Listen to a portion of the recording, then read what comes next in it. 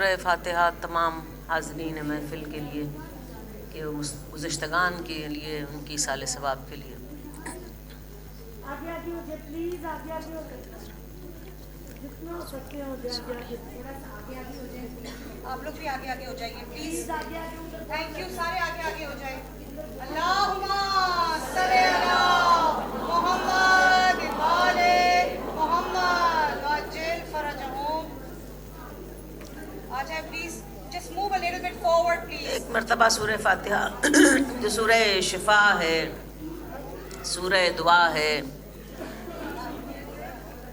سمینہ بخاری کی صحت اور سلامتی کے لیے اور زین کی صحت کاملہ اور شفائی کلی کے لیے. ان کو بڑی بھوک آ گئی ہے. بھوک آ گئی ہے.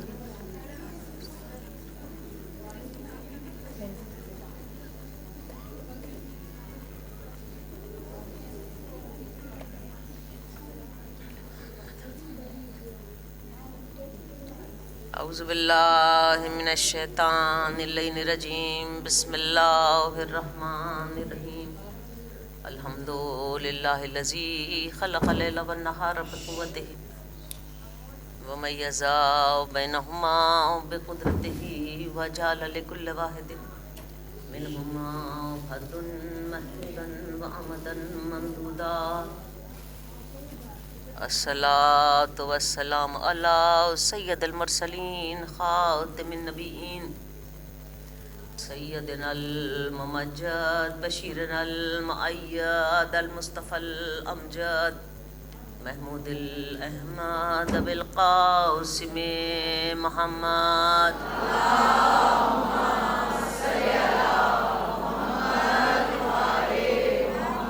صاحب الدعوة النبوية والصولة الحيدرية والعصمة الفاطمية والحلم الحسنية والشجاعة الحسينية والصبر السجادية والآثار الباقرية والمحاصر الجعفرية والعلوم القاسمية والحجج الرضویہ والجود التقویہ والنقاوة النقویہ والہیبۃ العسکریہ والغیبۃ الالوہیۃ القائم بامر اللہ.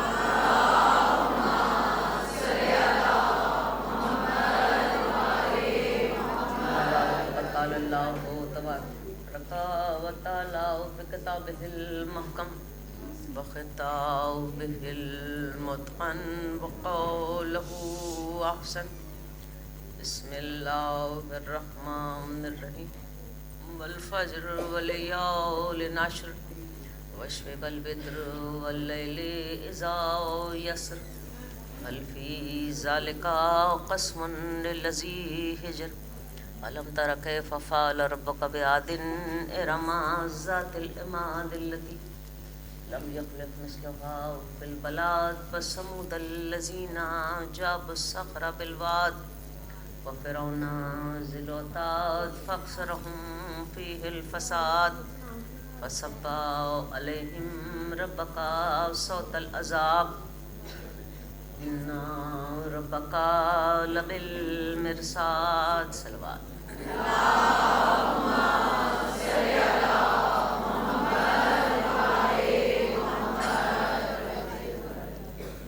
عزیزان گرامی، کل ہم نے موضوع پر جناب فاطمہ زہرا سلام اللہ علیہا کے حوالے سے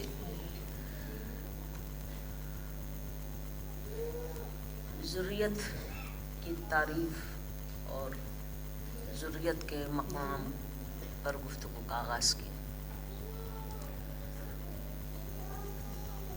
جیسے کہ میں نے کل عرض کیا تھا کہ فرد واحد کسی بھی مشن کو آگے لے کر بڑھ سکتا ہے، اسے منزل کمال پر پہنچا سکتا ہے، اس کو بہت اچھے پیرائے میں لوگوں کے سامنے پیش کر سکتا ہے. لیکن چونکہ حیات کو دوام نہیں ہے، لہٰذا اپنے بعد وہ اس بات کی ضمانت نہیں لے سکتا کہ اسی زیسٹ اور ذیل اور جوش و خروش اور لائلٹی کے ساتھ وہ مشن چلتا رہے گا جس مشن کا اس نے آغاز کیا، جب تک کہ اس فرد کے ساتھ افراد نہ ہوں، شخص کے ساتھ کوئی گروہ نہ ہو جو اسی کمٹمنٹ کی لیول رکھتا ہو جو اس لیگیسی کو لے کر آگے بڑھے۔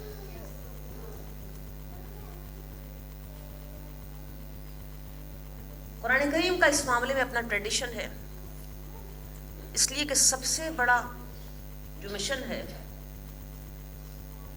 وہ ان الدین عند اللہ الاسلام، سب سے بڑا مشن اسلام ہے۔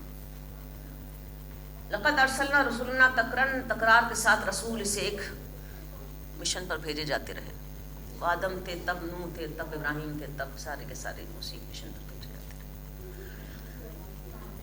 لیکن قرآن مجید میں اس مشن کو آگے بڑھانے کی ایک ٹریڈیشن کو بھی پیش کیا گیا۔ کسی نبی نے اپنی قوم کے اوپر اپنے معاملات کو نہیں چھوڑا کہ میرے بعد یہ میری قوم جو ہے، یہ قبیلے ہیں، یہ افراد ہیں، یہ لوگ ہیں۔ اس لیے کہ قرآن کریم نے، یا قرآن تو بعد میں اترا لیکن اس سے پہلے ایک ٹریڈیشن فطرت نے اس کا مقرر کر دیا تھا، جس کا اظہار سورہ انعام کی 82 سے 79 آیت جو کل میں نے کافی تفصیل کے ساتھ پیش کی، اس کے اندر مختلف انبیاء کے نام لے کر جو نامی گرامی اولو العزم پیغمبر ہیں جن کا تذکرہ قرآن میں ہے، ان کی ٹریڈیشن کو بیان کیا۔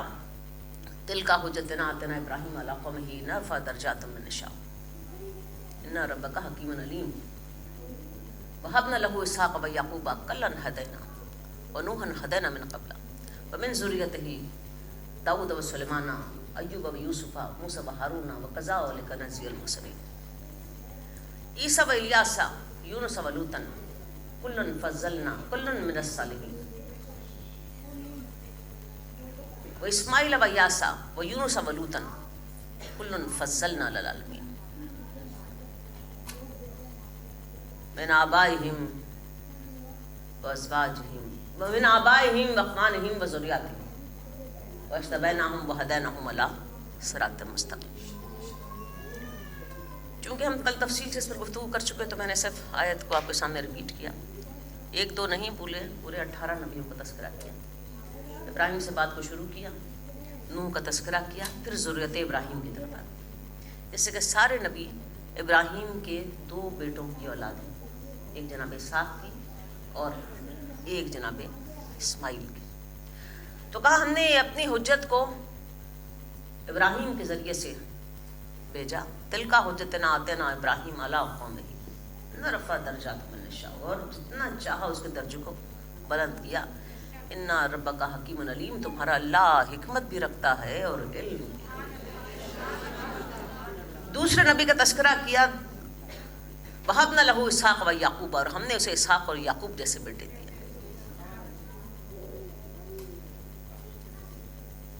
اور پھر نوحا وہدینا من قبل، اور اس کے پہلے ہم نوح کی بھی ہدایت کر چکے تھے۔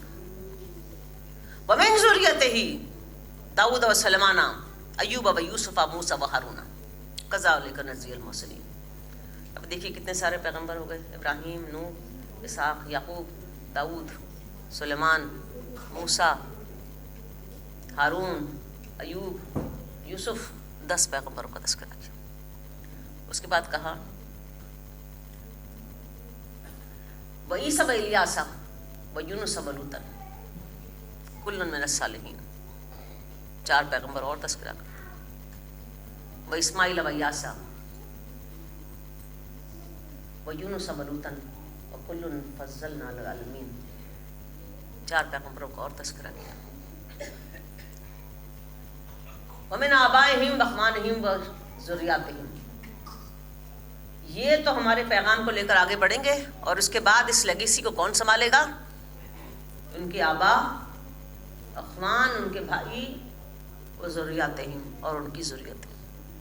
واجتبیناہم وہدیناہم الی صراط مستقیم، یہی وہ ہیں جو چنے ہوئے ہیں، جو ہدایت یافتہ ہیں اور انہی کے پاس صراط مستقیم۔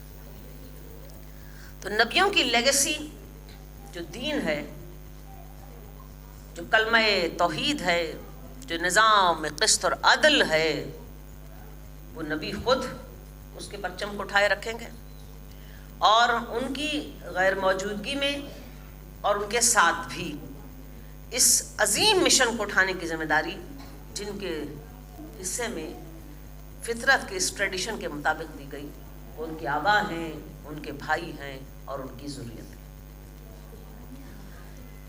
جناب ابراہیم علیہ السلام، میں نے کل سورہ رات کی بھی آیات اس سلسلے میں سماعت کی پیش نظر کی تھی کہ جس میں اس ذریت کے مقام کو اور ان کی ذمہ داری کو بتایا گیا۔ جناب ابراہیم کے حوالے سے بہت تذکرہ ہے قرآن مجید میں، ان کا ایک سوال اور ان کی ایک دعا اس عظیم کام کو سر انجام دینے کے لیے۔ وَإِذِ ابْتَلَىٰ إِبْرَاهِيمَ رَبُّهُ بِكَلِمَاتٍ فَأَتْمَمَّهُنَّ قَالَ إِنِّي جَاعِلُكَ لِلنَّاسِ إِمَامًا۔ جب امتحان مکمل کر دیا اور کامیاب ہو گئے ابراہیم، تو ہم نے کہا تمہیں انسانوں کا امام بنائیں۔ انسانوں کی امامت کا جب تذکرہ آیا تو ابراہیم نے کہا وَمِن ذُرِّيَّتِي، یعنی انسانوں کی امامت ذریت ابراہیم میں رہے گی۔ ہمارے عقیدہ امامت پر جو لوگ انگلیاں اٹھاتے ہیں اور اس کو کسی حوالے سے دائیں بائیں اس کو کوشچن کرنے کی کوشش کرتے ہیں، اہل تشیع کا عقیدہ امامت، وہ قرآن مجید کی اس آیت کی طرف نظر دوڑا کہ انسانوں کی امامت ذریت ابراہیم پر۔ وَمِن ذُرِّيَّتِي قَالَ لَا يُنَالُ عَهْدُ الظَّالِمِينَ، ہم نے دعا کو قبول کر لیا اور کہاں ظالم جو ہیں وہ اس امامت پر فائز نہ ہو سکیں گے۔ یعنی جہاں بھی آپ ظلم دیکھیں، چاہے وہ ظلم فزیکل ہو، وہ چاہے ظلم اکنامک ہو، چاہے وہ ظلم انٹلیکچل ہو، کسی بھی قسم کی زیادتی جہاں پر نظر آئے اور عدل کی میزان جو ہے وہ اوپر نیچے ہو، وہاں پر انسانوں کی امامت، ڈیوائن امامت نہیں ہو سکتی۔ تسلط ہو سکتا ہے، جبر ہو سکتا ہے، زبردستی کی حکومت قائم کی جا سکتی ہے، اسے امامت کے لفظ سے قرآن مجید نے یاد نہیں کیا، کیونکہ ظلم کو پہلے ہی ایکسکلوڈ کر دیا ہے۔ امامت کا ظلم سے کوئی تعلق نہیں۔ تو ابراہیم نے کیا مانگا اپنی ذریت کے لیے؟ انسانیت کی امامت مانگی۔ تو اہل تشیع کا جو یہ امامت کی فلسفی ہے وہ دعائے سوال ابراہیم ہے۔ یہ سوال تھا ابراہیم کا اور جواب ملا کہ ظلم اور امامت، معلوم تھا قدرت کو کہ ظلم سے سلطنتیں بنیں گی، ظلم سے حکومتیں بنیں گی، ظلم سے بادشاہیاں بنیں گی، سب کچھ ظلم سے ہوگا، یہ امام نہیں ہوں گے۔ اس کے بعد ایک دعا ہے جناب ابراہیم کی سورہ مومنون میں، ربنا ھب لنا من ازواجنا وذریاتنا وقرۃ اعین واجعلنا للمتقین اماما۔ پروردگار، دعا کی ابراہیم نے کہ میری ازدواج کو اور میری ذریتوں کو آنکھوں کی ٹھنڈک بنا، وجعلنا للمتقین اماما، اور انہیں متقین کا امام بنا دیا۔ تو متقین کے امام کون ہوں گے؟ ذریت ابراہیم میں سے۔ تو امامت کا جو کانسیپٹ اہل تشیع میں ہے وہ ذریت ابراہیم کے حوالے سے۔ تو ہم اسی لیے اس بات کو امامت کے اس کانسیپٹ پر ہمارا اس لیے عقیدہ ہے، اور ہم جو یہ تقاریر کرتے ہیں، یہ تقاریر جو ہے وہ اس کو مجلسوں کے روایتی رنگ میں ڈالنے کی بجائے میں کوشش کرتی ہوں کہ اس میں زیادہ کوئی اچھے افکار پیش کیے جائیں اور صرف ہمارا جو تھرسٹ ہو وہ رونے پیٹنے سے زیادہ کچھ بڑے مفاہیم جو عقیدے کو آرگومنٹ کرتے ہیں نا، اسٹرینتھن کرتے ہیں، ان مفاہیم کو سیکھنے میں ہمارا زیادہ توجہ ہماری ہو۔ عام طور پر لوگ مجھے کہتے ہیں کہ آپ مصائب بہت کم پڑھتی ہیں۔ جو صاحب دل ہے اس کے لیے نام لینا ہی کافی ہے، اس کے لیے آپ کو گردن پہ چھرے چلانے کی ضرورت نہیں ہے۔ تو وہ ایک احترام بھی ہے کہ اتنا ہی مسائل پڑھے جائیں جتنے شخصیت کے احترام کے مطابقت سے، ان کی زندگی کا مقصد اور جو ٹارگٹ ہے وہ مسائل نہیں ہے، بلکہ یہ عظیم مفاہیم اور یہ وہ لیگیسی ہے نا، لا الہ الا اللہ کی لیگیسی، ان دین عند اللہ الاسلام کی لیگیسی جو اس ذریت نے اٹھائی۔ تو جناب ابراہیم جو سوال ہے، ایک تو سوال کیا اور ایک دعا کی۔ تو ابراہیم کی ذریت نے کیا کیا؟ امامت، اب اس کے بعد جناب ابراہیم کی ذریت دیکھیں دو حصوں میں ہے، ایک جناب اسحاق کی طرف ہے اور ایک جناب اسماعیل۔ اب جب جناب اسماعیل کی ذریت نے قیامت تک چلنا ہے، اب اس ذریت کو لے کر جب مکے پہنچے، حکم خدا سے کہ لے جا کر چھوڑ دو اس وادی کے اندر، تو پھر جناب ابراہیم نے اپنے اللہ سے ایک سوال اور دعا کی، رب انی اسکنت من ذریتی بواد غیر ذی زرع عندک بیت المحرم ربنا لیقوموا الصلاۃ۔ اللہ اکبر، اللہ اکبر، یہ مقام ہے ذریت ابراہیم اور ذریت اسماعیل کہ وہ چھوٹے سے بچے کو اس کی ماں کے ساتھ لے جا کر چھوڑ دیا مکے میں، اور کیا ارشاد فرمایا اللہ کی بارگاہ میں، رب انی اسکنت من ذریتی، پروردگار سکونت پذیر کر رہا ہوں، چھوڑ رہا ہوں اپنی ذریت کو، بے واد غیر ذی زرع، ایک ایسی وادی میں تیرے حکم کے پیش نظر جس میں زراعت نہیں ہوتی، اندہ بیتک المحرم، سایہ ہے تیرے محترم گھر کا۔ اور کس لیے چھوڑ رہا ہوں اپنی ذریت کو، کس لیے چھوڑ رہا ہوں اپنی ذریت کو، ربنا لیقوموا الصلاۃ، تاکہ یہ ذریت قیام الصلاۃ کے حق کو ادا کرے۔ اب وہ ذریت جو امام ہے، وہ ذریت قیام الصلاۃ کے حق کو ادا کرے گی۔ اب دعا ابراہیم ہے، ذریت کیا کرے گی، قیام الصلاۃ کے حق کو ادا کرے گی۔ آج 1500 کے سال کے بعد صاحبان دل اور صاحبان عقل و سمجھ اس قیام الصلاۃ کی گواہی دیتے ہیں، اشہد انک قد اقمت الصلاۃ وآتیت الزکوٰۃ وامرت بالمعروف ونہیت عن المنکر۔ کس بات کی گواہی دیتے ہیں؟ ہم اس بات کی گواہی دیتے ہیں کہ ذریت ابراہیم نے قیام الصلاۃ کا حق ادا کر دیا۔ اور یہ قیام الصلاۃ کیا ہے؟ یہ ہے فلسفی دین کی۔ یہ فقط 4 رکعت آپ کا پڑھنا، 3 رکعت کا پڑھنا، 2 رکعت کا پڑھنا نہیں ہے۔ قیام الصلاۃ دین کی وہ فلسفی ہے جو توحید اس کا پیوٹ ہے، دین کی وہ فلسفی ہے جو قسط اور عدل کے اوپر کھڑی ہوئی ہے۔ قیام الصلاۃ کا مطلب ہے انسان کا حوالہ اس کا اللہ ہو، انسان کا حوالہ دنیاوی نہ ہو۔ قیام الصلاۃ کا مطلب ہے قسط اور عدل کی دنیا۔ قیام الصلاۃ کا مطلب ہے کہ اللہ کا نظام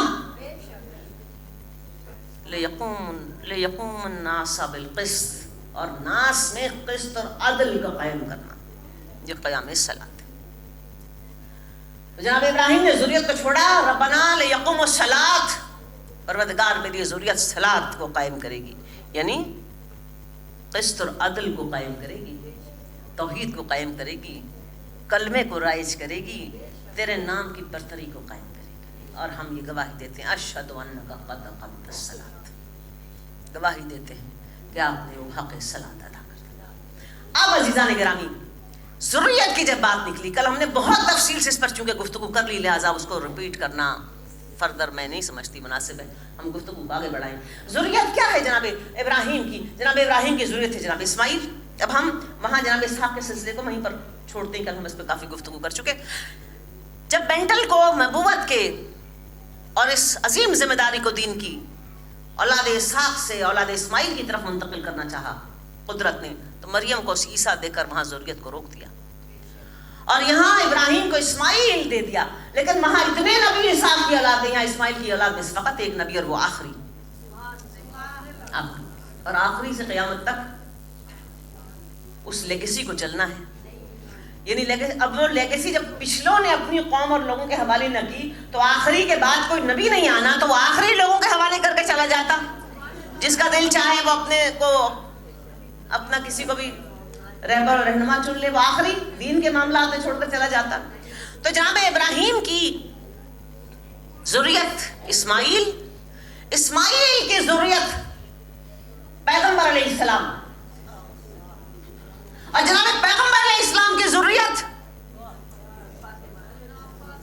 کوئی بیٹا نہیں تھا پیغمبر کا، لوگ ابتر ابتر کہتے تھے، اور ابتر کا مطلب کیا ہے؟ جس کا نہ نام رہے نہ جس کا کام رہے، ابتر کہا جاتا تھا۔ ناس بن وائل کہتا تھا، سارے عرب کہتے تھے، کیونکہ ایک سائیکالوجی تھی کہ جس کے بیٹے ہوں اسی کا نام بھی چلتا ہے، اسی کا کام بھی چلتا ہے، لیگیسی قائم رہتی ہے بیٹوں کے ذریعے سے۔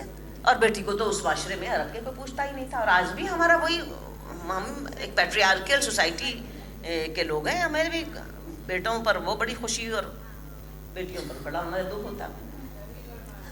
تو بات یہ ہے کہ پیغمبر کا تو بیٹا ہی نہیں، اور لیگیسی میں چلنا ہے قیامت تک کے لیے. اور وہاں لوگ کہہ رہے ہیں ابتر امتر پیغمبر کو دکھ ہوتا تھا. تو پیغمبر کو ایک نہیں ملٹیپل ازدواج کی اجازت بھی دی. جناب خدیجہ کے بیٹے زندہ نہیں رہے، کل میں نے یہ بھی ڈیٹیل سے بیان کر دیا. جناب ماریہ قطبیہ کا بیٹا ابراہیم بھی زندہ نہیں رہا. اللہ کی اسکیم تھی. اچھا پیغمبر کو بیٹے کیوں نہیں دیے؟ لیکن خدا کے خزانے میں کبھی تو نہیں تھی نا بیٹے دیے اور زندہ ہی نہ رہے. کیوں نہیں دیے؟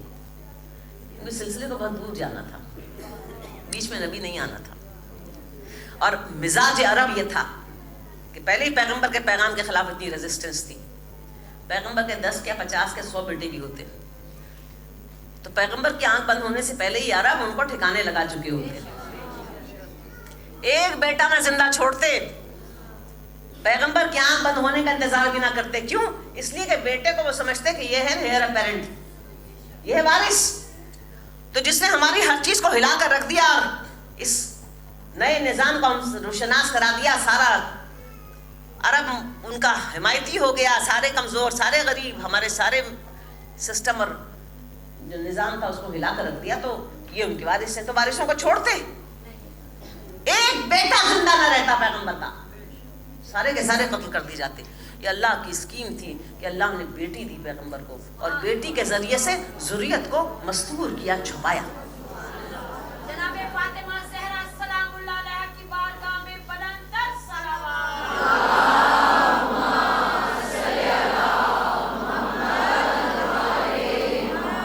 اور اس مستور ذریت کو مباہلے کے موقع پر شناخت کرا دیا. فمن حاجک فیہ من بعد ما جاءک من العلم فقل تعالوا ندعو ابناءنا وابناءکم نساءنا ونساءکم وانفسنا وانفسکم ثم نبتہل فنجعل لعنۃ اللہ علی الکاذبین. کہ تم اپنے بیٹوں کو لے آؤ، اپنے بیٹوں کو لے آتے ہیں، تم اپنی نساء کو لے آؤ، اپنے نساء کو لے آؤ، تم اپنے نفوس کو لے آؤ، اپنے نفوس کو لے آتے ہیں. تو اب کیا ہوا کہ نساء کے مقام پر ازدواج نہیں گئی، اور نساء کوئی اور بیٹی ہوتی تو وہ بھی نہیں گئی. لیکن تم اپنی نساء کو لاؤ، اپنی نساء کو لاتے ہیں. تم اپنے بیٹوں کو لاؤ اور ہم اپنے بیٹوں کو لاتے ہیں. تو وہاں پیغمبر کا بیٹا تو کوئی نہیں تھا، نساء کے بیٹے گئے، اور قدرت نے کہا اس نساء کے بیٹے پیغمبر کی ذریت ہے.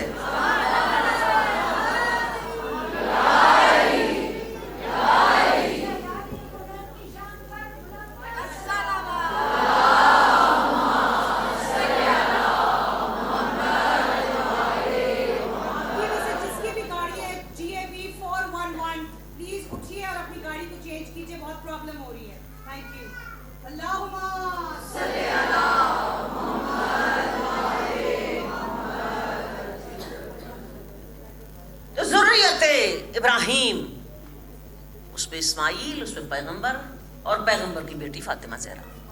اب جو فاطمہ زہرا کے بیٹے ہیں وہ ذریت پیغمبر میں ہیں، اور ان کے ذریعے سے قرآن مجید نے کہا وَمِنْ آبَائِهِمْ وَإِخْوَانِهِمْ وَذُرِّيَّاتِهِمْ وَاجْتَبَيْنَاهُمْ وَهَدَيْنَاهُمْ إِلَىٰ صِرَاطٍ مُسْتَقِيمٍ. ان کے آبا، ان کے بھائی اور ان کے بیٹے یہ چنے ہوئے ہیں، یہ ہدایت یافتہ ہیں، اور انہی کے پاس صراط مستقیم ہے. اس لیے ہم امامت کے اس عقیدے پر یقین رکھتے ہیں. وَاجْتَبَيْنَاهُمْ وَهَدَيْنَاهُمْ إِلَىٰ صِرَاطٍ مُسْتَقِيمٍ. یہ چنے ہوئے ہیں، یہ ہدایت یافتہ ہیں، انہی کے پاس صراط مستقیم ہے. عزیزان گرامی، تاریخ کا سفر، ہم اکثر بیشتر یہ تذکرہ کرتے ہیں تاریخ کا سفر، تاریخ کا سفر. یہ تاریخ کا سفر کیا ہوتا ہے؟ تاریخ کا سفر یہ ہوتا ہے کہ تاریخ ایک راستے سے سیدھا سیدھا انسانوں اور افراد کے قافلوں کو لے کر چلتی رہتی ہے. بہت مواقع پر عرصہ لگا دیتی ہے اور کوئی تاریخ کے معاملات میں تبدیلی نہیں آتی. لیکن کبھی کبھی ایسا ہوتا ہے کہ اس راہ پر کوئی گہری کھائی آ جائے، درمیان میں کوئی دریا آ جائے، کوئی مشکل راستہ ایسا آ جائے جس کو پار کرنا مشکل ہو. تاریخ کے سفر. تو ایسے میں ایک رہبر کی ضرورت ہوتی ہے، رہنما کی ضرورت ہوتی ہے، جو اس پر خطر راستے سے تاریخ کو سفر طے کرا کر اسے احتیاط کے ساتھ منزل پر پہنچا دے. اور اگر ایسا رہبر میسر نہ آئے تاریخ بڑے بڑے قافلوں کو ڈبو دیا کرتی ہے. ایک اصطلاح ہے ٹرننگ پوائنٹ آف ہسٹری، تاریخ کا موڑ. ایک ہے تاریخ کا سفر، ایک ہے تاریخ کا موڑ. ٹرننگ پوائنٹ آف ہسٹری یعنی ایسا ٹرننگ پوائنٹ کبھی پازیٹیو ہوتا ہے، کبھی ڈیزاسٹرس ہوتا ہے، تباہ کن ہوتا ہے ٹرننگ پوائنٹ. بات یہ ہے کہ اگر تاریخ کے اس سفر میں اچھے رہبر میسر آ جائیں تو لوگوں کو اس ٹرننگ پوائنٹ سے احتیاط سے گزار دیتے ہیں. اور اگر احتیاط نہ اختیار کی جائے تو ایک ایسا ڈیزاسٹر ہوتا ہے جس کی مصیبتیں نسلیں بھگتتی ہیں. اسلام کی تاریخ میں بھی یہی ہوا کہ جب ٹرننگ پوائنٹ آیا، کب آیا؟ بعد رحلت رسول. رسول کی حیثیت اور ان کی شخصیت کے وقت تو تاریخ سیدھا سیدھا سفر طے کر رہی تھی، لیکن رحلت رسول سے ٹرننگ پوائنٹ آ گیا. اس ٹرننگ پوائنٹ پر ایک ڈیزاسٹر ہو گیا. لوگوں نے اپنی ذاتی خواہشات، اپنے ایمبیشنز، اپنی خود غرضیوں کو پیش نظر رکھا اور ملت کو اس کھائی میں دھکیل دیا جس کا خمیازہ قیامت تک نسلیں بھگتیں گی. علامہ راشد الخیری نے، شہرستانی نے الملل والنحل میں لکھا، شہرستانی نے الملل والنحل میں لکھا کہ آج تاریخ اسلام پر پڑھنے والے جو مسائل، گرفتاریاں اور مشکلات ہیں، ان کا سرچشمہ ہمیں اولین دور کے واقعات اور حادثات میں تلاش کرنا چاہیے. یعنی جو آج مسائل پڑھ رہے ہیں وہ اس لیے نہیں کہ آج کے لوگوں کی ہوئی شرارتیں ہیں، اس دور کی شرارت ہے اور اس دور کی خود غرضی ہے جس نے آج امت مسلمہ کو اس تباہ کن صورتحال سے دوچار کر دیا. واقعہ احد ہمارے سامنے ہے. پیغمبر علیہ السلام کی شخصیت موجود تھی. پیغمبر کا ایک حکم تھا، درہ نہ چھوڑا جائے. صرف ایک حکم کی ادھوری ہوئی، ذاتی غرض کی خاطر، مال غنیمت کی لالچ میں لوگوں نے درہ چھوڑ دیا. اور درے کا چھوڑنا تھا، ڈیزاسٹر ہو گیا. اور کیسے کیسے عظیم المرتبت لوگ پیغمبر کے ہاتھ سے نکل گئے، حمزہ جیسے،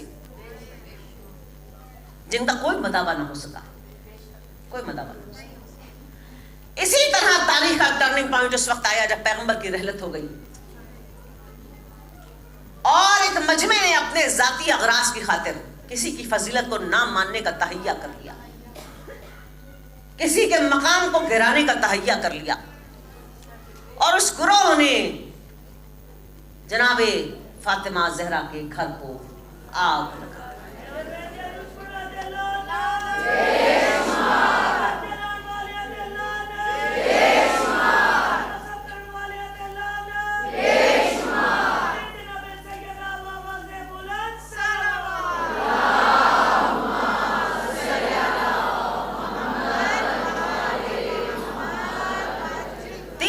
چوتھا دن ہے وفات پیغمبر کا اور جناب فاطمہ زہرا کا گھر پر آگ لے کر لوگ پہنچ گئے، دروازہ جلا دیا گیا.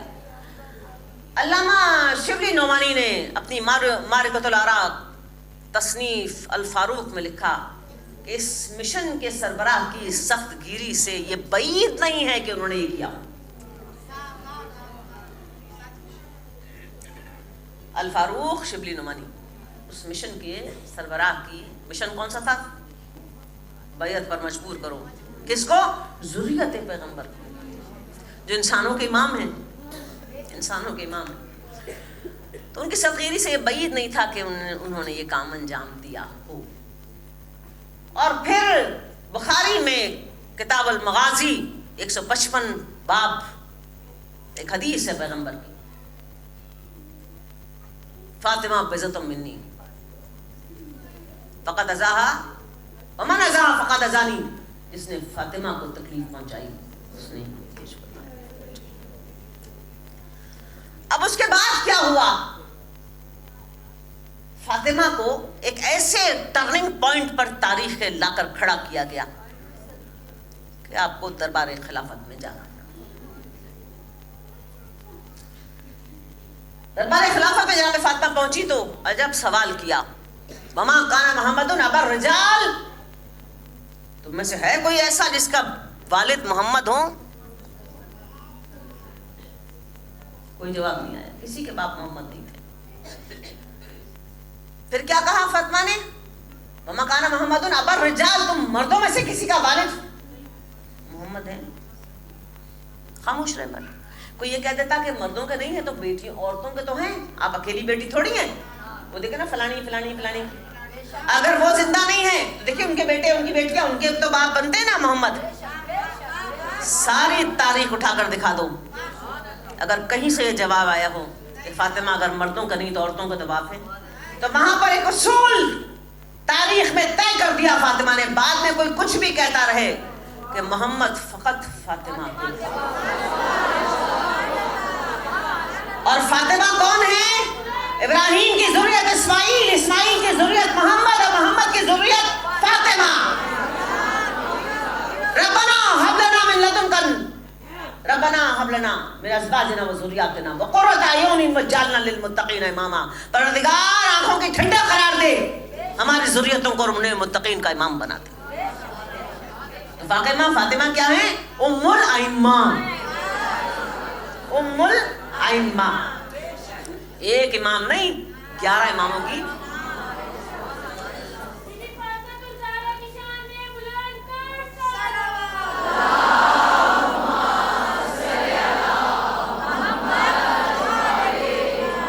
اب اس دربار میں کھڑے ہو کر جناب فاطمہ نے 5 سوال کیے. وہ سوال نہیں ہے، تاریخ کے ٹرینڈ سے جن کی طرف آپ نے نشاندہی فرما دی. پہلا سوال آپ نے ارشاد فرمایا، کیا جاہلیت کا دور دوبارہ شروع ہو گیا؟ دوسرا سوال، کیا تم پر ایسی وحی آتی ہے جو میرے والد محمد مصطفیٰ پر نہیں آئی؟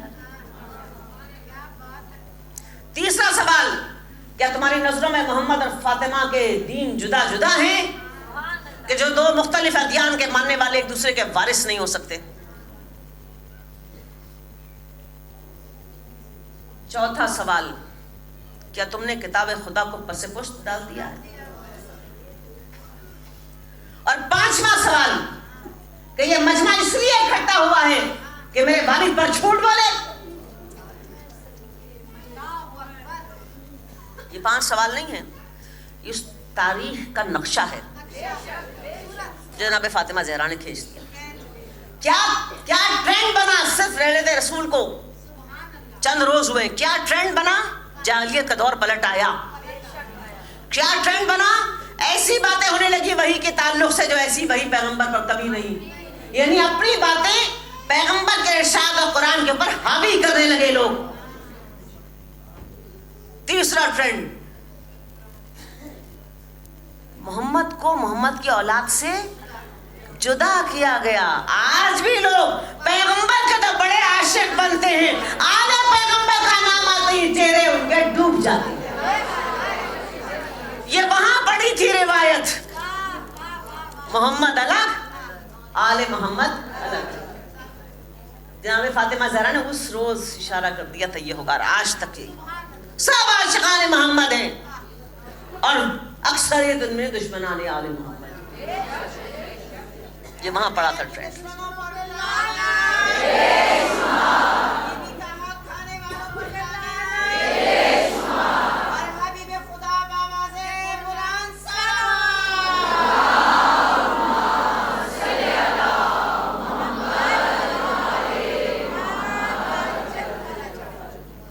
تم نے کتاب خدا کو پس پش ڈال دیا. یعنی کتاب سے اوپر اب لوگ تھے. کتاب کی باتوں کی سارے نسخے کتاب کے بلاگ منگا کر جو لکھے گئے تھی ریفرنس ٹو کانٹیکسٹ، جو تفاسیر، جو باتیں پیغمبر بتاتے ہیں، سب کو آگ لگا دی گئی تھی.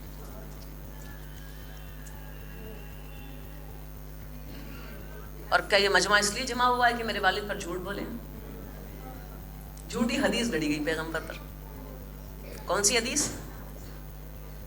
کہ انبیاء وارث نہیں چھوڑتے. اچھا کتنی حیران کن بات ہے کہ اس حدیث کا انہیں کو لوگوں کو پتا تھا, وارثوں کو نہیں پتا تھا. بھائی وراثت پیغمبر کی دعوے دار سے جناب فاطمہ نہیں تھی وہاں پر, جناب عباس بھی تھے, چچا بھی تھے, انہوں نے بھی وراثت کا دعویٰ کیا. وہ جناب عباس کو بھی نہیں پتا تھا, جناب فاطمہ کو بھی نہیں, وارثوں کو نہیں پتا تھا, غیروں کو پتا تھا. وہ کون سی ایسی حدیث تھی؟ اچھا حدیث میں کیا ہے؟ اچھا اس حدیث کے اگر میں تھوڑی سی اس کی ڈائسیکشن کروں اس کا, تو حدیث کے 3 اس کے کمپوننٹس ہیں. پہلا کمپوننٹ یہ ہے اس حدیث کا کہ انبیاء کسی کی وارث نہیں ہوتے. دوسرا کمپوننٹ یہ کہ انبیاء کوئی وراثت نہیں چھوڑتے, یعنی وہ اپنے باپ سے وارث نہیں ہوتے, اپنے آبا سے. دوسرا یہ کہ ان کی اولادیں ان کی وارث نہیں ہو سکتی. اور تیسرا کمپوننٹ اس حدیث کا یہ ہے کہ جو انبیاء چھوڑتے ہیں وہ صدقہ ہوتا ہے. کتنی حیران کن بات ہے. اچھا اگر یہی حدیث تھی تو اصول حدیث کا یہ ہے, حدیث کی حقیقت کو پرکھنے کا, جو حدیث قرآن سے کنفلکٹ ہو وہ حدیث نہیں ہے. اچھا قرآن میں سورہ حشر میں پیغمبر پر جو مال فے ہے, یعنی جو بغیر لڑے ہوئے مال حاصل کیا جائے, اس مال کی پر تسلط کے لفظ کو استعمال کیا گیا. ملکیت سے بڑھ کر ہے نا تسلط, تسلط کے لفظ کا استعمال کیا سورہ حشر کرتا ہے. تو پیغمبر پر کا تسلط تھا اس مال کے پر. ٹھیک ہے.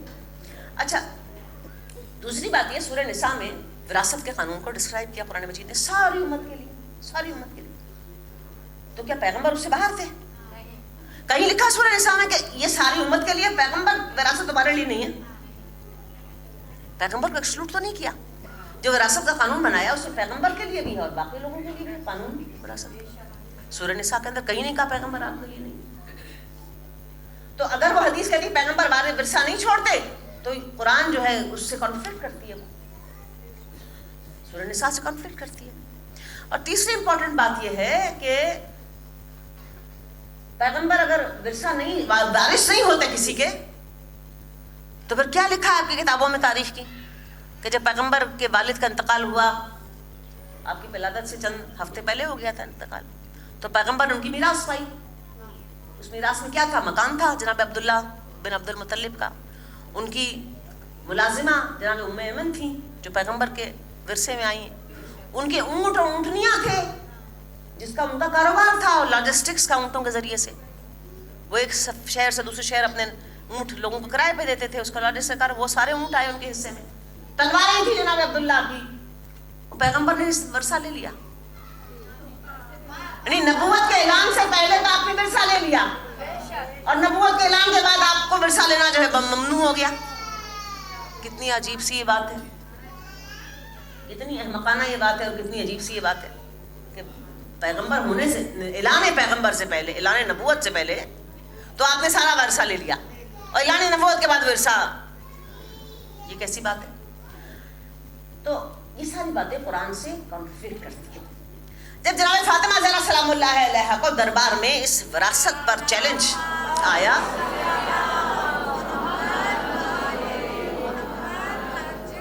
تو انہوں نے قرآن مجید سے استدلال کیا کہ پیغمبروں کے وارث کیسے نہیں ہوتے اور کیسے ان کے اولادیں ان کا ورثہ نہیں پاتی. انہوں نے داؤد اور سلیمان کی مثال پیش کی. وورث سلیمان داؤدا, سلیمان پیغمبر نے اپنے باپ داؤد پیغمبر کی میراث حاصل کی.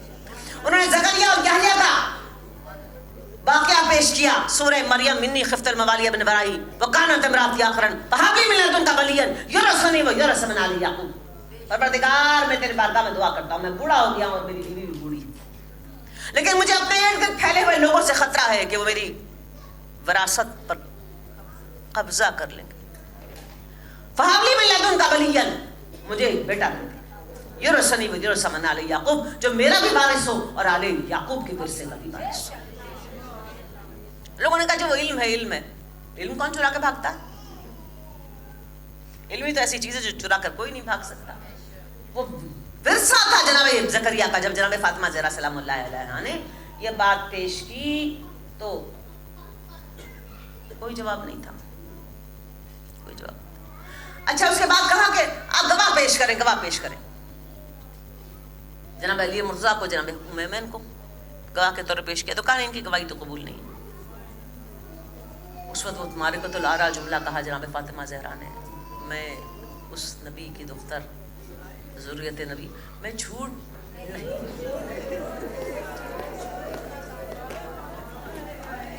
اور کس کو کہا, کس نے کہا؟ جناب علی مرتضیٰ نے, جناب فاطمہ جب ناراض ہو کر چلی گئی, جناب علی مرتضیٰ نے پوچھا کہ اہل دربار, اگر تمہیں فاطمہ کے خلاف گواہ مل جاتے تو تم کیا کرتے؟ 4 گواہ مل جاتے تو کیا کرتے؟ کہا ہم حد جاری کرتے. کہا خدا کی قسم اگر 4000 آدمی بھی کھڑے ہو کر فاطمہ کے مقابلے میں گواہی دیتا تو وہ گواہیاں باطل ہوتی, اس لیے کہ فاطمہ کون ہے؟ وہ توحید کی سچائی کی گواہی دینے کے لیے گئی تھی. فمن حاجک فیہ من بعد ما جاءک من العلم فقل تعالوا ندعو ابناءنا وابناءکم نساءنا ونساءکم انفسنا وانفسکم ثم نبتہل فنجل لعنت اللہ علی الکاذبین. جو فاطمہ کے مقابلے پر آیا وہ جھوٹا ہے اور اس پر خدا کی لعنت ہے.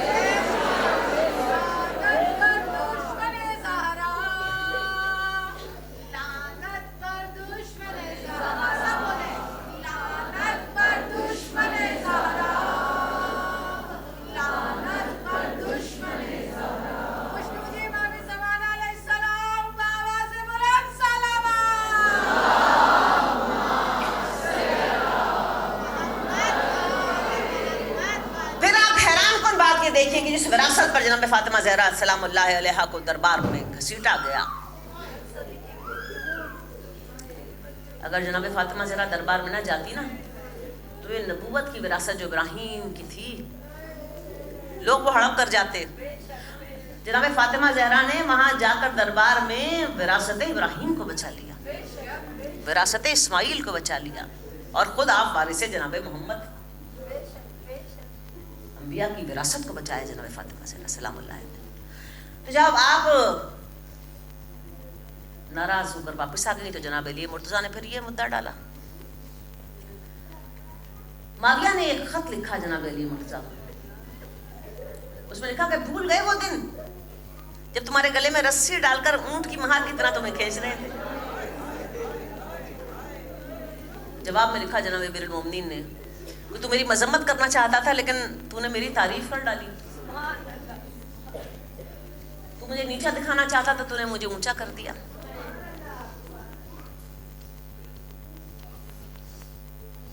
بندہ مومن کو اگر مظلوم کیا جائے تو اس کے لیے فخر کی بات ہے, اگر اس کے ایمان میں اور دین میں کوئی یقین کی کمی نہ ہو.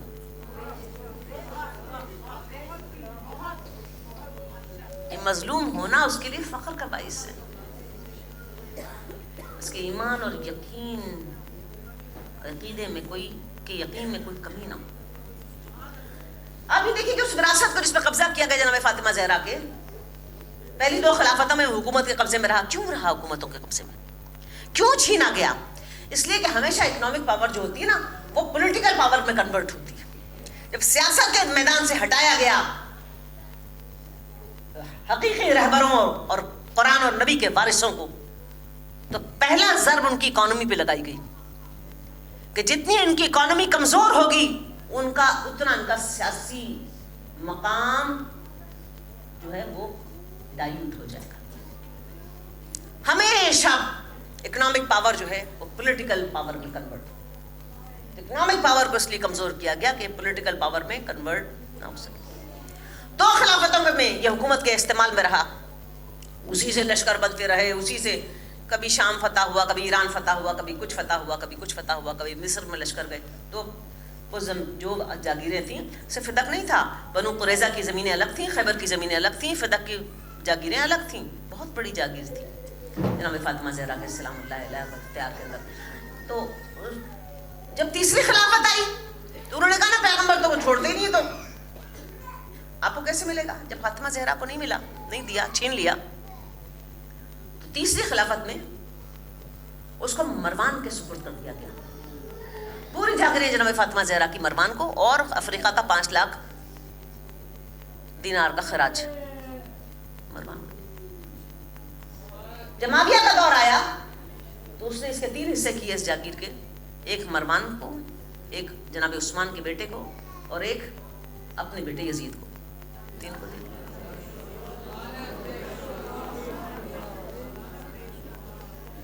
جب مروان کا کے پاس جو آیا تو مروان کے 2 بیٹے تھے، عبد الملک اور عبد العزیز. یہ ساری جاگیر عبد العزیز کے حصے میں آ گئی. جب عبد العزیز کا بیٹا بائی ڈیفالٹ عمر بن عبد العزیز خلیفہ بن گیا تو اس نے کہا کہ یہ ہم نے قبضہ کیا ہوا ہے، یہ اولاد فاطمہ کا حق ہے. عمر بن عبد العزیز نے وہ ساری جاگیریں اولاد فاطمہ کو واپس کر دی. اور جب اس نے کہا کہ خلافت بھی ان کا حق تھا تو بنی امیہ نے عمر بن عبد العزیز کو 37-36 سال کی عمر میں زہر دے کر اپنے راستے سے ہٹا دی. تب حیران کن بات یہ ہے کہ پہلے 2 خلیفوں کا فیصلہ درست تھا یا تیسرے خلیفہ کا فیصلہ درست تھا یا عمر بن عبد العزیز کا فیصلہ درست تھا؟ کتنا بڑا تاریخ کا ایک سوال ہے. اگر محروم کیا گیا جناب فاطمہ کو جس بھی حدیث کی بنیاد پر تو پہلے 2 کا فیصلہ درست تھا، پھر تیسرے نے غلط فیصلہ کیا جو مروان کو دے دیا. اگر تیسرے نے بھی صحیح کیا تھا تو عمر بن عبد العزیز کا فیصلہ غلط تھا. تو کس کا فیصلہ غلط تھا؟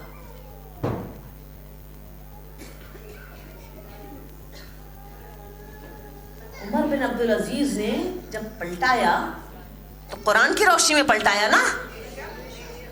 اس نے تو ان جھوٹی حدیثوں کا سہارا نہیں لیا، اس نے تو قرآن کی روشنی میں پلٹا دیا.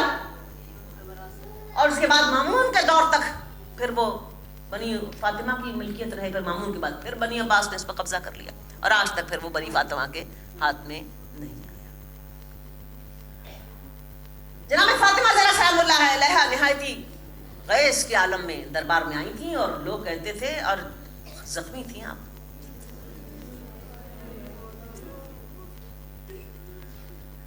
وہ چال تھی جو رسول کی چال تھی. غیظ سے چادر کے کونے، ڈاکٹر علی شریفی لکھتا ہے، غیظ سے چادر کے کونے زمین پر گھسٹتے جاتے تھے. ایک بچے کی انگلی تھام رکھی تھی اور دوسرے کو گود میں اٹھا رکھا تھا. ام ایمن نے دوسرے بچے کو گود میں اٹھا رکھا تھا. اور اس کے بعد جب آپ دربار سے پلٹی ہیں واپس تو آپ اس لیے نہیں دل گرفتہ ہوئی اور روئی کہ آپ کو آپ کی وراثت نہیں ملی. آپ یہ کہہ کر روئی کہ ہائے مجھے کسی نے بیٹھنے کے لیے بھی نہیں کہا. کون ہے جناب فاطمہ؟ جب آتی تھی محفل پیغمبر میں تو پیغمبر اٹھ کر کھڑے ہو جاتے تھے،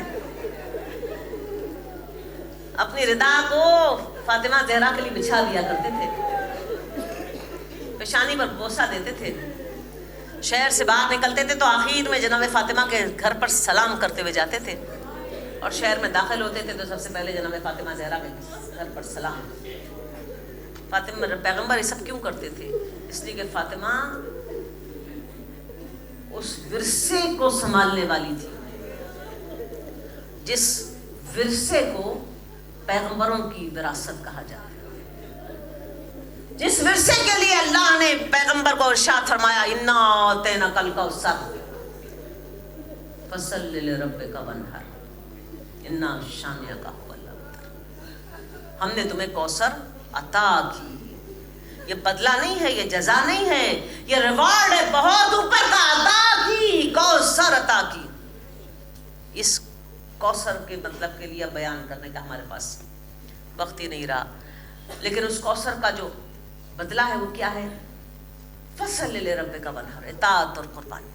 انا شانئک هو الابتر، تمہارا دشمن قیامت تک بے نام و نشان رہے گا. تو پیغمبر اس لیے جناب فاطمہ زہرا کی اٹھ کر احترام اور تعظیم کیا کرتے تھے کہ فاطمہ کون ہے؟ کوثر. عطا ہے پروردگار کی کوثر، سپر ابنڈنس. اور کوثر کیا ہے؟ قیادت، رہبری، امامت. ہر نعمت جس کا تصور کیا جائے اس کی منزل انتہا ہے کوثر. اور کوثر کا بدلہ کیا ہے؟ 15واں سورہ نزول کے اعتبار سے ہے کوثر، اطاعت اور قربانی. تو اس فیصلے کو، اطاعت اور قربانی کا قبول کس نے کیا؟ پیغمبر تو دنیا سے پردہ کرنے والے تھے، پردہ ہو جانا تھا پیغمبر کا دنیا سے. قیامت تک کے لیے اس اطاعت اور قربانی کے سفر کو سنبھالنے کی ذمہ داری کس نے اٹھائی؟ جناب فاطمہ زہرا. مفاتیح الجناح میں ایک زیارت ہے جناب فاطمہ زہرا کی، جس میں آپ کو خطاب کیا گیا السلام علیکہ یا ایتھا الممتحنہ. اے وہ جس کی کا امتحان اس کی ولادت سے پہلے شروع ہو چکا تھا.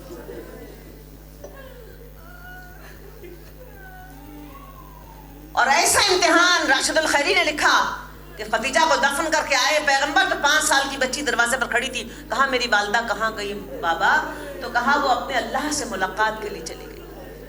بس اس جملے کے بعد فاطمہ خدیجہ کے مقام پر آ گئی اور باپ کی حمایت کا وفق کا حق ادا کیا. اور جب علی کی حمایت پر فاطمہ آئی تو ولایت علی کے حق کو جیسے فاطمہ زہرا نے ڈیفینڈ کیا. مدینے کی عورتیں آپ سے ملاقات کے لیے آئیں جب آپ بیمار ہو گئیں احتجاج تبرسی. تو جناب فاطمہ زہرا نے ارشاد فرمایا میں تم سے اور تمہارے مردوں سے سخت ناراض ہوں اور میں نے انہیں اس طرح دور کر دیا جس طرح کھایا ہوا خرما تھوک دیا جاتا ہے. اور یہ میں نے بہت آزمانے کے بعد کیا. دنیا نے تمہیں گھیر لیا, حکومت نے اپنے پھندے تمہاری گردنوں میں ڈال دیے, سخت محنت و مشقت کے بعد کھیل کود کی طرف تم متوجہ ہوئے اور تم نے خلافت کو رسالت کے لنگر سے دور کر دیا. تم نے خلافت کو روح الامین کے آنے کے مقام سے دور کر دیا. آخر تمہارے مرد ابو الحسن کے اتنے دشمن اور اتنے مخالف کیوں ہوئے؟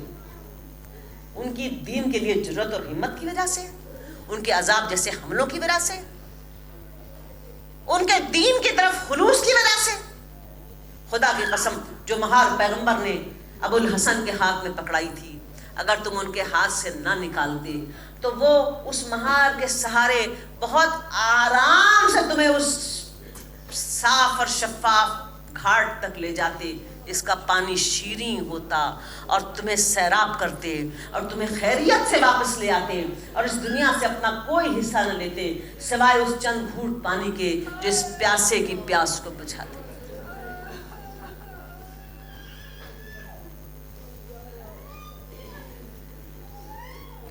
پھر آپ نے سورہ اعراف کی وہ آیت پڑھی, پھر آپ نے سورہ زمر کی آیات پڑھی, پھر آپ نے سورہ یونس کی آیات پڑھی جس میں آپ نے ولایت علی کو اور ظالموں کے فرق کو ان کے سامنے پیش کیا. وَلَا أَنَّ أَهْلَ الْقُرَىٰ آمَنُوا وَاتَّقُوا لَفَتَحْنَا عَلَيْهِمْ بَرَكَاتٍ مِّنَ السَّمَاءِ وَالْأَرْضِ. اگر اہل قرآن یہ شہر کے رہنے والے ایمان پر رہتے اور تقوی کو اختیار کرتے اور اس ولایت سے ہاتھ نہ اٹھاتے تو اللہ آسمانوں اور زمینوں کی برکتوں کے دروازے ان پر کھول دیتا. پھر آپ نے حیران ہو کر کہا میں حیران ہوں اور پوچھنا چاہتی ہوں کہ اگر تم نے آل محمد کو چھوڑ کر کس کے حلقہ رسم کو پکڑا, کس کی پناہ میں آئے؟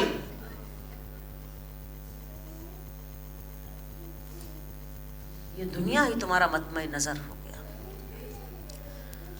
تم نے ظلم کو اپنے لیے پسند کیا اور یقین رکھو خلافت کی اونٹنی حاملہ ہو چکی. اب اس کے بچے جننے کا انتظار کرو اور اس کے بعد اس کے تھنوں سے خون بھر بھر کے پیالے اور مہلک زہر کو دو لینا. پھر تمہاری نسلیں اس کا جواب دیں گی اور حیران ہوں گی کہ تم بزرگوں نے ان کے لیے کس مصیبتوں کی فصل لگائی. تمہارے حکمران وہ لوگ ہوں گے جو تمہارے سروں کی فصلوں کو کاٹ دیں گے, تمہارے مال کو ختم کر دیں گے, تمہاری ذریتوں اور اولادوں کو بے چین کر کے رکھیں. یہ خطاب تھا جناب فاطمہ زہرا کا مدینے کی عورتوں سے. اور کیا پروفیسی ہے, یہ کوئی عام آدمی کہہ سکتا ہے یہ بات؟ یہ سوائے کوثر کے کوئی عام شخصیت کہہ سکتی تھی یہ باتیں؟ آج تک صاحبان حکمران طبقے کے تھنوں سے زہر اور خون کے پیالے ہی عوام اور رعایا کو مل رہے ہیں. سروں کی فصل کٹ رہی ہے, مال عوام لوگ چبا چبا کر ہضم کیے چلے جا رہے ہیں. آج تک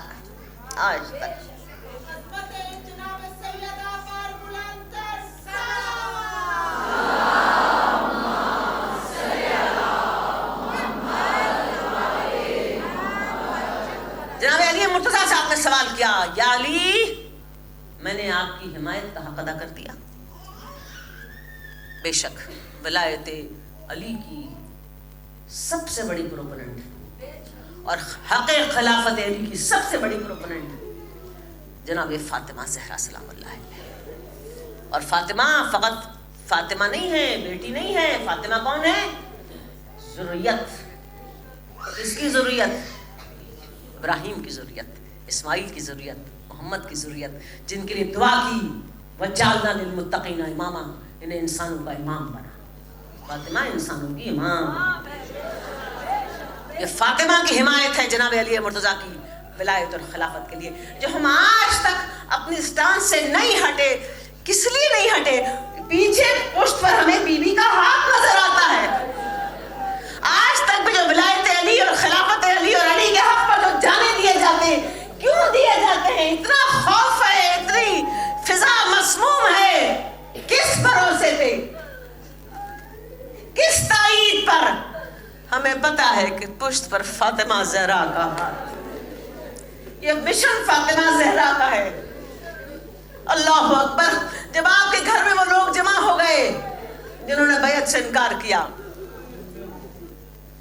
تو لوگ آگ لے کر آ گئے. دروازہ جلنے لگا. جناب فاطمہ زہرا نے مضبوط طریقے سے دروازے کو پکڑا رکھا. یہاں تک کہ روایتیں لکھتی ہیں کہ آپ نے اپنی دروازے پہ جب زور بڑھا اور اس پہ لاتیں پڑنے لگی تو آپ نے اپنی پیٹھ سے دروازے کو بچانے کی کوشش کی. دروازے میں آگ لگ چکی. بس ایک ایسی ٹھوکر لگی دروازے پر، دیوار اور دروازے کے بیچ میں فاطمہ، اور چیخ کی آواز آئی اسماء میرا بچہ شہید ہے. ہائے اس حالت میں بھی دروازے کا کنڈا نہیں چھوڑا. حمزہ کو کہا کوڑا مار.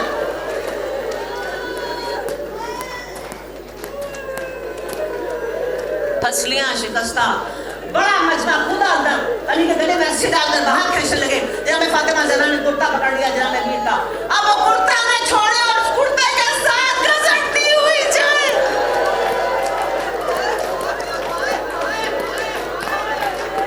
ہائے بدنیت ہاتھ بڑا.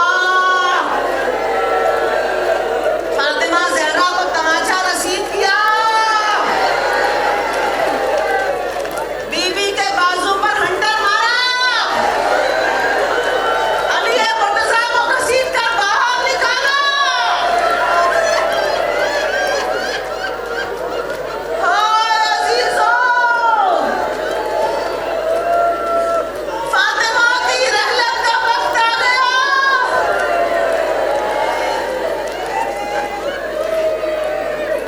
حجرے میں فاطمہ ہے، تسبیح کی آواز ہے. اسماء بچوں کو کھانا کھلا دینا. بچے گھر آ گئے، حجرے کی طرف بڑھے. اسماء نے ہاتھ رو کر کہا پہلے کھانا کھا لیتے ہیں. بچوں نے پوچھا اسماء پہلے کبھی ایسا ہوا تھا گھر میں کھانا ہو اور ماں کے بغیر؟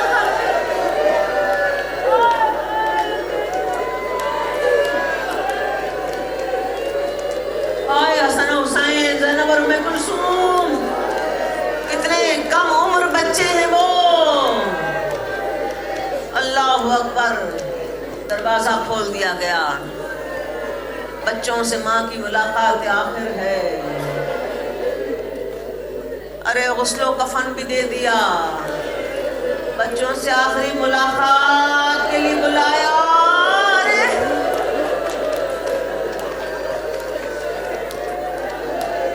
جناب زینب نے کیا کہہ کر ماں کو خدا حافظ کہا ہوگا؟ اماں میں کربلا میں جاؤں گی، آپ ساتھ چلیں گی نا؟ جواب میں ام کلثوم نے پوچھا ہوگا. مادر گرامی